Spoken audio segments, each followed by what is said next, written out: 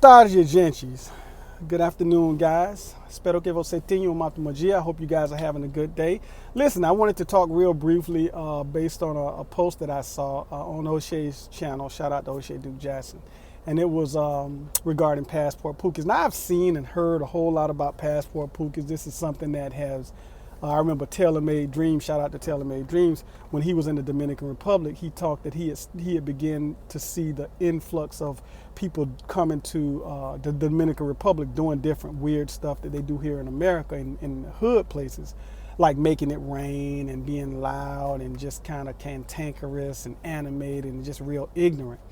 And I also heard that a portion of that had begun to migrate, and I think to some degree it still is in Colombia, where guys are traveling over there doing the same thing. And so I wanted to just talk about really briefly, basically, what do I think about it, how I experienced it, or have I experienced it rather, and what do I think that the ultimate end of, or what do I think that is going to happen with the whole Passport Pookie situation? Well, the first question, have I ever experienced it? No, I have not.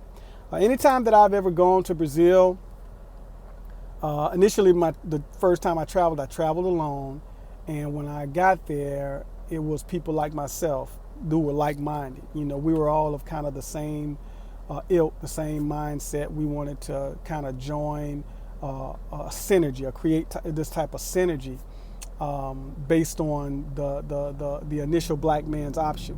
Shout out to Charles Tyler. No, I've been giving a lot of shout outs, but it just provides context. And so these guys, again, much like myself, they were either business owners, people who were gainfully employed, people who had vacation time, or people who, quite frankly, had retired and just said, you know what, kind of want to see the world. And I think Brazil is the place for me. So when I got there, I'm not saying that they didn't exist, it's just that I didn't see any. Those aren't people of my ilk. I don't hang around people that are loud and animated. I love everybody, cool with everybody. Grew up in the hood. I'm a hood guy in a sense. It's just that every hood guy is not a Passport Pookie. Every hood guy is not a Pookie. And just in case somebody doesn't understand the two, for the record, please don't equate people who grew up in the hood to having or displaying that animated, loud, ignorant behavior, because we aren't all that way. In fact, many of us, most of us, are just people who are trying to get out. People at one time were trying to get out, did the best we could, educated ourselves, worked hard, or got a business, and were able to escape a lot of the pitfalls who we saw a lot of our counterparts fall into. Some of us actually fell into those pitfalls, but still we were able to escape them ultimately. But no, I've never encountered any of that in any of my travels. I think it's wrong for people who display those characteristics to create a perception for the rest of us. I don't agree with that. I don't think that based on the ignorance that they display, that they should speak for people like myself. In fact, a lot of times when myself and a lot of other people who will probably see this video who do travel, go to these various countries, we're not perceived like that. If anything, like, I don't know about you guys, for me, whenever I go to Brazil, people think I'm Brazilian. So unless they hear me speak and realize, okay, his Portuguese sounds a little bit funny, they think I'm an actual Brazilian. But then once I speak, they appreciate the fact that I respect their culture to the point where I'm actually learning the language, and I approach them in a level of respect that they approached me. And so yeah, I've never run across that. I hope I never do. And even if I did, when I say run across that, people who perceived me as, they don't call them Passport Pookies in their vernacular, they'll call it one of these American rap guys. People who perceive me as that, I think once they get around me for any length of time, they would probably realize, okay, he's not that way. That's not him. So I think we can dispel those perceptions. We can kill those perceptions one encounter at a time. What do I think the future, or what do I think the future of Passport Pookies? Well, I'll say this. There was a preacher that I used to hear a long time ago. I actually knew him. He's a good guy, and he had this quote, and he was a Marine, so he was a tough guy. And his quote, anytime somebody came to him and they were saying, well, this person is doing this person is doing that, they're making us look bad. And you know what his quote was? It was simply this: let the bastards wear themselves out. Because eventually they're going to either, one or two things, they're going to either change or they are going to dissipate. They're going to dissolve. Because people get tired of stuff like that. People get tired of seeing stuff like that, and they just dismiss you as being ignorant, and they just kind of like ignore you. Now, concerning them messing up the economy, I guess if depending on how they spend their resources, I wouldn't say they hurt, like completely disable the economy, because a lot of people who see these guys, they create a business out of their dysfunction.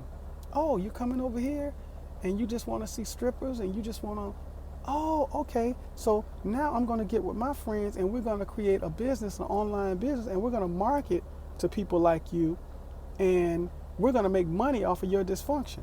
So I you know, that has happened, that does happen, that still happens, and that's going to continue to happen. Ultimately, where I think they will be is this.